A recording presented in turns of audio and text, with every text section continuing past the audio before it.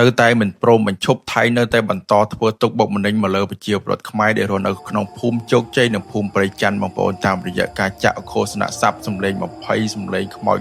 ស្រែកកងរំពងនៅតាមព្រំប្រទល់ព្រំដែនដែលធ្វើឲ្យប្រជាពលរដ្ឋតាមព្រំដែនមិនអាចសម្រាកបានទេនៅពេលយប់បងប្អូនបើតាមសេចក្តីរាយការណ៍នេះជាយប់ទី3ហើយដែលថៃបន្តធ្វើសកម្មភាពបែបនេះបើយោងតាមសារព័ត៌មាន AFP News Agency បានឲ្យដឹងថាការចាក់បំពងសម្លេងរំខាននិងបំភ័យចូលមកទឹកដីកម្ពុជានេះគឺធ្វើឡើងដោយ influencer ជនជាតិថៃម្នាក់ដោយគេសរសេរចំណងជើងធំៗថា Thai influencer plus spooky sounds into Cambodia ដែលមានអត្ថន័យថា influencer ជនជាតិថៃបានចាក់សម្លេងកងរំពងចូលទៅកាន់ប្រទេសកម្ពុជា spooky sound នឹងបើប្រែឲ្យត្រូវអត្ថន័យតែម្ដងគឺបានន័យថាសម្លេងដែលគួរឲ្យខ្លាចសម្លេងបំភ័យដោយគេសរសេរបន្តទៀតថា the sounds of people screaming and eerie music echo across the Cambodian-Thai border as a land dispute between the two Southeast Asian neighbors simmers ដែលមានអត្ថន័យថាសម្លេងមនុស្សស្រែកនិងសម្លេងតន្ត្រីដែលគួរឲ្យខ្លាចបានកងរំពងជុំវិញព្រំប្រទល់កម្ពុជាថៃ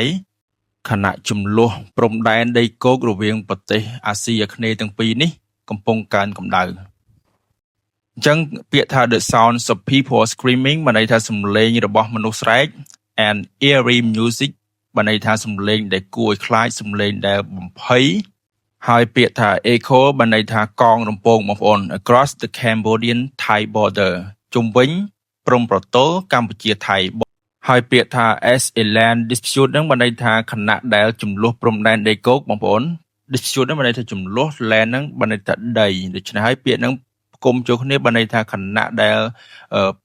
ចំនួនព្រំដែនដីគោក between រវាង the two Southeast Asian neighbors រវាងប្រទេសអាស៊ីអាគ្នេយ៍ទាំងពីរ simmers កំពុងតែក្តៅគគុកពាក្យ simmer ហ្នឹងអាចប្រែថាកំពុងតែក្តៅឬក៏កំពុងតែពុះបងប្អូនហើយគេបន្តថា the stunt was carried out by Thai nationalist influencer ថា the stunt ហ្នឹងគេថាហេតុការណ៍ហ្នឹង was carried out ត្រូវបានបង្កឡើងដោយ carried out by បង្កឡើងដោយ Thai nationalist influencer ដោយ influencer ជាតិនិយមថៃម្នាក់ហើយឈ្មោះគេកាន់ទូចពងផៃប៊ូវិតជាស្រ័យផងបើសិនជាខ្ញុំអានឈ្មោះនឹងខុសបងប្អូនអញ្ចឹងនឹងជាឈ្មោះរបស់គាត់ដោយគេបន្តទៀតថា known as កាន់ជុំផាឡាំង on social media ដែលត្រូវបានគេស្គាល់ known as ដែលត្រូវបានគេស្គាល់កាន់ជុំផាឡាំងជាឈ្មោះរបស់គេ on social media នៅលើបណ្ដាញសង្គមប្រសិនបើបងប្អូនបានឃើញរូបភាពនិងវីដេអូដែលគេបង្ហោះរយៈពេល3យប់ចុងក្រោយហ្នឹងបងប្អូននឹងឃើញថាប្រជាពលរដ្ឋរបស់យើងដែលរស់នៅតាមបណ្ដោយព្រំដែនកម្ពុជាថៃជាពិសេសគឺនៅភូមិព្រៃច័ន្ទហើយនិងភូមិជោគជ័យបងប្អូនគឺគាត់មានការលំបាកមែនទែនយប់ឡើងមានភ្លេងមានឧឃោសនស័ព្ទរំពងចូលមកខ្លាំងមែនទែនធ្វើឲ្យគាត់អត់អាចសម្រាកបានទេបងប្អូនបង្កជាការរំខានហើយបើសម្រាប់ក្មេងៗផងគឺកាន់តែគួរឲ្យអាណិតបងប្អូនគាត់លឺសលេងបែបអញ្ចឹងអីគឺមានភាពភ័យខ្លាចអាចអនាគតទៅជា traumatize ទៅជាមានបញ្ហាផ្លូវចិត្តបងប្អូន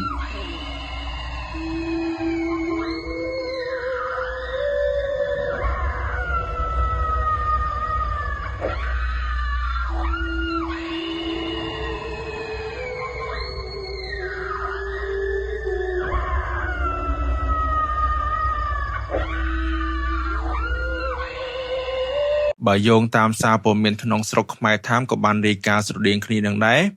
ដោយគេបានសរសេរចំណងជើងធំថា Thai military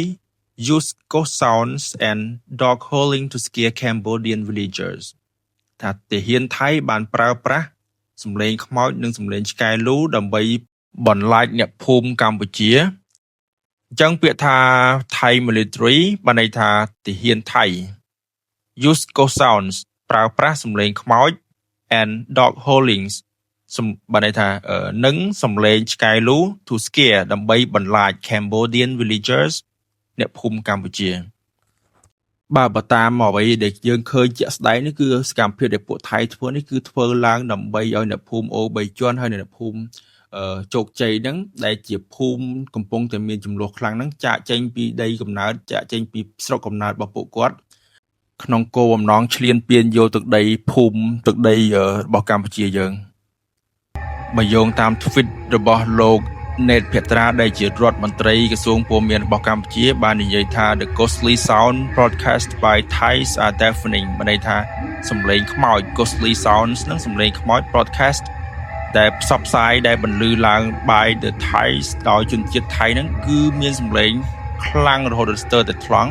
deafening ហ្នឹងវាសំឡេងខ្លាំងស្ទើរតែថ្លង់លោកបន្តថា the use of these disturbing noises is a form of intimidation and psychological harassment against civilians living along the Cambodia-Thai borders by Thai soldiers ដែលមានអត្ថន័យថាការប្រើប្រាស់សម្លេងរំខានទាំងនេះគឺជាទម្រង់មួយនៃការបំផិតបំភ័យនិងការបៀតបៀនផ្លូវអារម្មណ៍ទៅលើប្រជាជនដែលរស់នៅតាមព្រំប្រទល់កម្ពុជាថៃព្រំដែនកម្ពុជាថៃដោយទាហានថៃអញ្ចឹងពាក្យថា the use នៅទីនេះគឺគេប្រើប្រាស់ជានាមបងប្អូនជា noun បានន័យថាការប្រើប្រាស់ of these disturbing noises នៃសំឡេងរំខានទាំងនេះ disturbing noises នេះបានន័យថាសំឡេងរំខានទាំងនេះ is a form of គឺជាទម្រង់នៃ intimidation ការគំរាមកំហែង and psychological harassment ពាក្យថា psychological harassment មានន័យថាការបៀតបៀនទៅលើផ្លូវអារម្មណ៍ against ប្រឆាំងនឹង civilian ជនស៊ីវិល living along មានន័យថារស់នៅតាមបណ្ដោយ living along មានន័យថារស់នៅតាមបណ្ដោយ the Cambodia Thailand borders មានន័យថាព្រំប្រទល់កម្ពុជាថៃ by Thai soldiers ដោយទាហានថៃ by Thai soldier មានន័យថាដោយទាហានថៃក្នុងចំណោម tweet ជាច្រើននៅលើបណ្ដាញ X របស់លោក Ned Petra រដ្ឋមន្ត្រីក្រសួងព័ត៌មានកម្ពុជាក៏បានសរសេរផងដែរថាកាលពីថ្ងៃសៅរ៍ on Saturday night អញ្ចឹងកាលពីថ្ងៃសៅរ៍ថ្ងៃទី11តុលា2025 11 October 2025 at 12 p.m. នៅម៉ោង11យប់ The Ministry of National Defense of the Kingdom of Cambodia ពាក្យថា The Ministry of National Defense បានន័យថាក្រសួងការពារជាតិ of the Kingdom of Cambodia នៃព្រះរាជាណាចក្រកម្ពុជា in coordination with បានន័យថារួមជាមួយ the Interim Observer Team IOT បានន័យថាអ្នកស៊ើបអង្កេតអន្តរកម្ម conducted a failed mission conducted នៅទីនេះបានន័យថាបានធ្វើ conducted បានន័យថាបានធ្វើ a failed mission បេសកកម្មទៅដល់ទីតាំងអញ្ចឹងគឺម៉ោង11យប់ហ្នឹងគឺខាងក្រសួងការពារជាតិរួមជាមួយនឹងក្រុមអង្គការការអន្តរកម្មហ្នឹងបានចុះទៅដល់ទីតាំងផ្ទាល់តែម្ដង to ជោគជ័យ and ព្រៃច័ន្ទ villages ទៅកាន់ភូមិជោគជ័យនិងភូមិព្រៃច័ន្ទ source ខ្មែរ Times តាមប្រភពខ្មែរ Times អញ្ចឹងសរុបរួមមកកាលពីថ្ងៃសៅរ៍ទី11តុលា2025នៅម៉ោង11យប់ក្រសួងការពារជាតិនៃព្រះរាជាណាចក្រកម្ពុជារួមជាមួយនឹងអ្នកអង្កេតការអន្តរកាល IOT នឹងបានចុះទៅដល់ទីតាំងផ្ទាល់តែម្ដងដើម្បីធ្វើការអង្កេតការនៅក្នុងភូមិជោគជ័យនិងភូមិអូបីជាន់បងប្អូនសារព័ត៌មាននិងអ្វីដែលខ្ញុំយកមកបង្ហាញនៅក្នុងវីដេអូនេះគឺសុទ្ធតែចុះផ្សាយកាលពីថ្ងៃទី10ទី11ទេបងប្អូនប៉ុន្តែតាមសេចក្តីរាយការណ៍ថ្មីបំផុតនេះថ្ងៃទី12នេះគឺពួកថៃនៅតែមិនបញ្ឈប់ទេទោះបីជាក្រុមអង្កេតការអន្តរជាតិបានចុះទៅដល់ទីតាំងហើយក្តីគឺពួកគេនៅតែបង្កសកម្មភាពនៃការចាក់សម្លេងបំពងកងរំពងមករំខានប្រជាពលរដ្ឋកម្ពុជាយើងនឹងបងកងទ័ពដែលកំពុងតែឈរជើងនៅភូមិជោគជ័យនិងភូមិព្រៃច័ន្ទនេះខ្លាំងមែនទែនបងប្អូនសង្ឃឹមថាសកម្មភាពទាំងអស់នេះនឹងបញ្ឈប់ឆាប់នេះហើយបញ្ហាព្រំដែននឹងត្រូវបានដោះស្រាយឆាប់អញ្ចឹងវីដេអូហ្នឹងមានតែប៉ុណ្្នឹងបើសិនជាបងប្អូនចង់ឲ្យខ្ញុំធ្វើការរាយការណ៍ឬក៏ធ្វើការបកប្រែព័ត៌មានណាបន្តទៀតបងប្អូនអាចខមមិនប្រាប់ខ្ញុំនៅក្នុងវីដេអូនេះបានខ្ញុំនឹងធ្វើការបកប្រែហើយនឹងអត្ថាធិប្បាយជូនបន្ថែមទៀតសូមអរគុណសម្រាប់ការទស្សនាវីដេអូតាំងពីដើមរហូតដល់ចប់